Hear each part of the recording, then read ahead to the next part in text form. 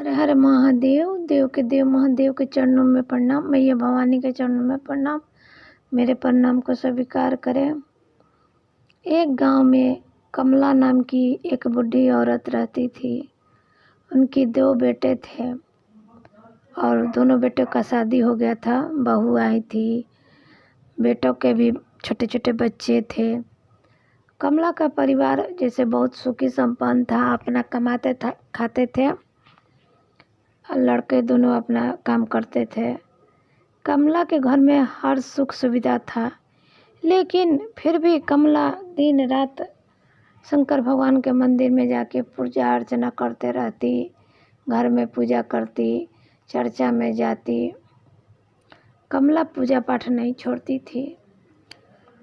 एक दिन उनके लड़के ने कहा कि माँ, तुम्हारे घर में तो हमारे घर में तो सभी चीज़ भरा हुआ है, किसी चीज़ की कमी नहीं है, फिर तुम क्यों इतना दिन रात पूजा करती हो, क्या मांगती हो शंकर भगवान से?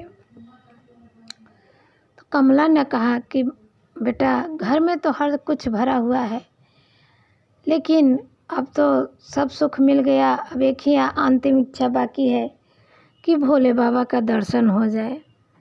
तो उनके लड़के ने कह दिया कि भोले बाबा का दर्शन इतना आसानी से नहीं होता है, उसके लिए तप करना पड़ता है।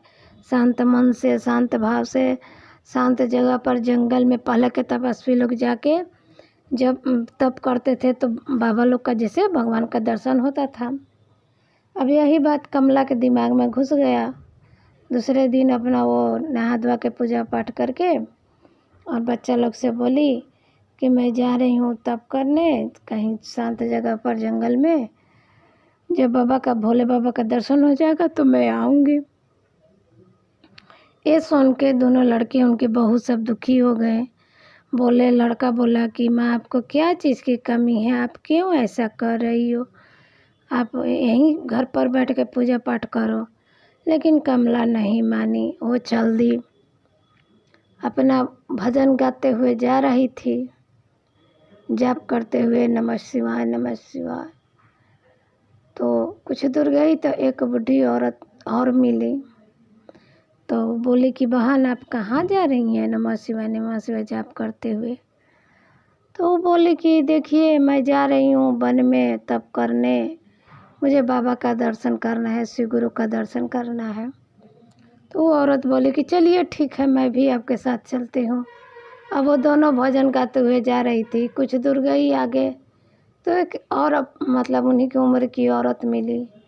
वो भी यही पूछा कि बहन, आप लोग कहाँ जा रही हैं नमः शिवाय बोलते हुए? तो ये दोनों बोले कि हम जा रहे हैं, तप करेंगे, जंगल में शिव गुरु का दर्शन करेंगे। वो तीसरी औरत भी बोली कि चलिए ठीक है, हम भी चलते हैं आप लोग के साथ। तीनों अपना चल दी। अब ये सब कैलाश पर्वत से शंकर भगवान और माता पार्वती देख रही थी। अपना तीनों जा रही थी, तब अपना नमः शिवाय करते भजन गाते। तो माता पार्वती ने कहा भोले शंकर से कि अच्छा, आप बताइए प्रभु, तीनों आपके भक्त हैं तो आप किसको दर्शन दीजिएगा? तीनों को दर्शन दीजिएगा। अभी लोग तो अब निकल गई है रास्ता पे, आप लोग को तो आपको दर्शन देना पड़ेगा, नहीं तो तब तक घर नहीं लौटेगी। तो शिव गुरु ने कहा कि देखो, मैं इन लोग का परीक्षा लेता हूँ, जो मेरी परीक्षा में सफल हो जाएगा मैं दर्शन उसी को दूंगा, अगर तीनों सफल हो जाएगी तो तीनों को दूंगा। पार्वती जी ने कहा कि ठीक है, लीजिए। तो अपना तीनों औरत जा रही थी तो एक औरत पीछे थी, 2 आगे। तो शंकर भगवान क्या किया कि चांदी से भरा हुआ कलश रास्ते में गिरा दिए। जब चांदी से भरा हुआ कलश गिराए तो जो पीछे औरत थी उसको दिखाई दी। वो जाके कलश के पास बैठ गई और 2 औरत तो आगे निकल गई अपना गाते हुए। तो उन्होंने सोचा कि अब उधर क्या जंगल में जाए, सब सुख सब संपत्ति है ही। तीसरी औरत जो पीछे थी वो सोची, ये चांदी का कलश लेके मैं घर चली जाती हूँ, अपना सुख से रहूँगी। वो चांदी के कलश लेके चल गई। कुछ दूर जाने के बाद अब 2 औरत बची। जो कमला थी वो तो आगे थी और पीछे एक औरत थी। तो दूसरा सोना का मोहर का कलश गिराए भगवान। दूसरी औरत का भी नज़र पड़ा, वो भी वहीं कलश के पास रुक गई और आगे नहीं गई, कमला के साथ वहीं से लौट गई कलश लेके अपने घर।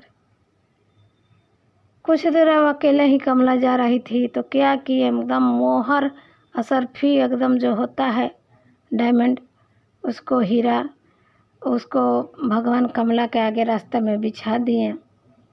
कमला ने देख के भी अनदेखा कर दिया, हाथ जोड़ के बोली, प्रभु इन सब चीज़ों का मैं क्या करूँगी, घर में मेरे बेटे बहू बहुत खुशी से रह रहे हैं, मुझे तो बस आपका दर्शन चाहिए।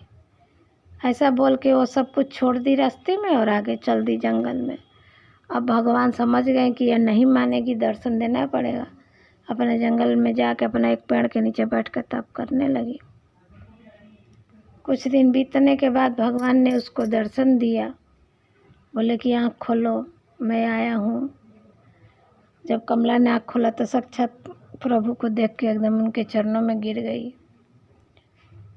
बोले भगवान कि मैंने तो तुम्हें हीरा मोती जवाहरात सब दिया था, तुमने नहीं लिया, आँखी तुम किस लिए इतना तप कर रही हो। कमला ने कहा कि प्रभु मेरे पास तो सब कुछ है, बस मैं आपको एक बार देखना चाहती थी, देख लिया, मेरा जन्म सफल हो गया, और तो कुछ वरदान मांगो। तो मैं यही वरदान मांगती हूँ कि आपके सामने ही मेरी प्राण निकल जाए। भगवान ने तो कहा था मांगो, देंगे, तो वैसे करना ही था। उन्होंने उनके सामने ही कमला का प्राण निकल गया और शंकर भगवान अपने साथ उसको स्वर्ग लोक में ले गए। और कमला अपना वहाँ भी अच्छी तरह से राज कर रही थी।